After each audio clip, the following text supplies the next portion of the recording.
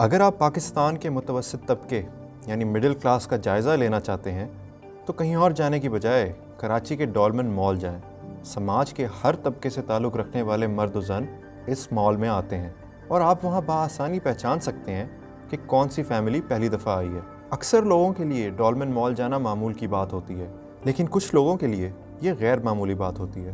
ان کا تعلق سماج کے ایسے طبقے سے ہوتا ہے جو کھانے پینے سمیت دیگر گھریلو اخراجات اور بچوں کی فیسیں ادا کرنے کے بعد بمشکل بچ جانے والی چھوٹی موٹی رقم سے کچھ نہ کچھ خریدنا چاہ رہے ہوتے ہیں، بلکہ وہ بھی ضرورت کے تحت خریدنا چاہتے ہیں۔ یہی پاکستان کی مڈل کلاس ہے، جس کا اچانک سے حصہ بن جانا یا اس میں سے خارج ہو جانا بالکل غیر یقینی ہے۔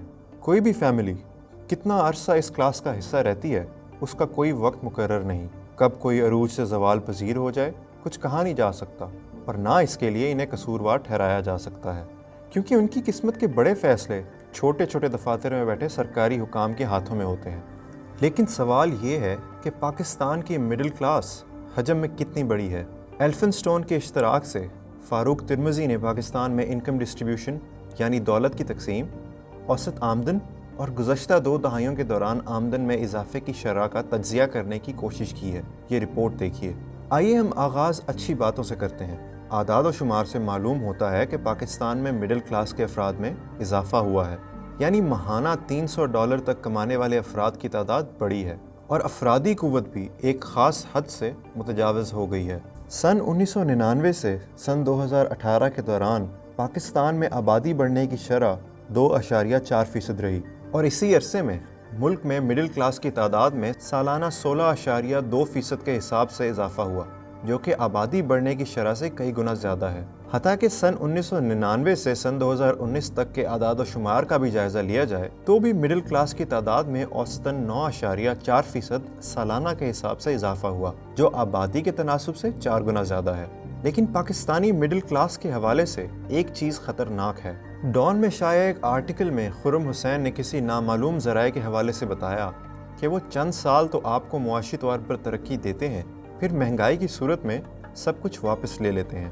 اعداد و شمار کے ہمارے تجزیے کے مطابق یہ بات بالکل درست ہے، اور ہم یہ بات ثابت کر سکتے ہیں کہ حکومتی پالیسیوں اور عام آدمی یعنی ورک فورس کی آمدن میں وقوع پذیر ہونے والی تبدیلیوں کے مابین کس قدر قریبی تعلق پایا جاتا ہے۔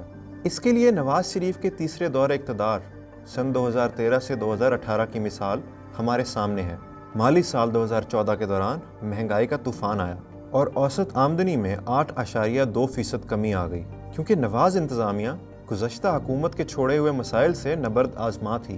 تاہم اگلے 4 سالوں کے دوران مہنگائی کے باوجود فی کس آمدنی میں اضافہ ہوا۔ سستے درآمدی تیل، قرضوں کے سہارے اور مصنوعی طور پر ہی صحیح ڈالر کو 100 روپے سے نیچے رکھا گیا اور معیشت تیزی سے ترقی کرتی گئی۔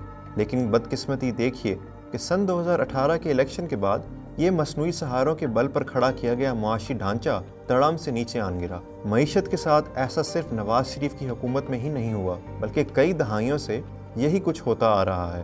مسلم لیگ نون سے پہلے پیپلز پارٹی کی حکومت نے بھی یہی کچھ کیا، یہاں تک کہ گولڈن ایرا سمجھے جانے والے مشرف کے دور حکومت میں بھی معیشت کے ساتھ یہی کچھ ہوا۔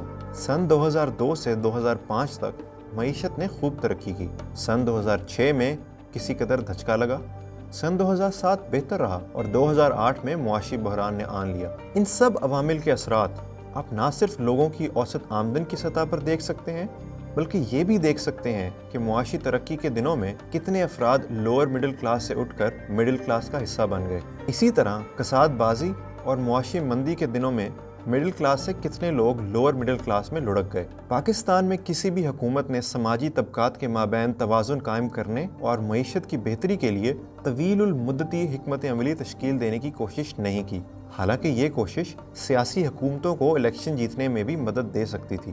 اس طرح آمروں نے بھی اپنے اپنے ادوار میں مذکورہ مسائل کے حل کے لیے کوئی ٹھوس لائے عمل پیش نہیں کیا۔ پاکستانی معیشت کو اگر ترقی دینی ہے تو ہر الیکشن سے پہلے آنے والے معاشی بحران کے چکر کو ختم کرنا ہوگا۔ معیشت میں اب بھی تیزی اور مندی آئے گی، لیکن اگر وہ بغیر کسی مصنوعی پن اور سہارے کے قدرتی طور پر آئے تو ہو سکتا ہے کہ بہتری کی راہ نکلے، لوگوں کی آمدن بڑھے اور وہ مہنگائی برداشت کرنے کے قابل ہو جائیں۔ اگر ہم ایسا کرنے میں کامیاب ہو جاتے ہیں تو تو شاید جو لوگ ڈولمن مال میں پہلی بار آنے والی فیملی کی طرح پہلی بار مڈل کلاس کا حصہ بن رہے ہیں وہ اپنی معاشی حالت کے حوالے سے کسی قدر زیادہ پراعتماد ہو سکیں۔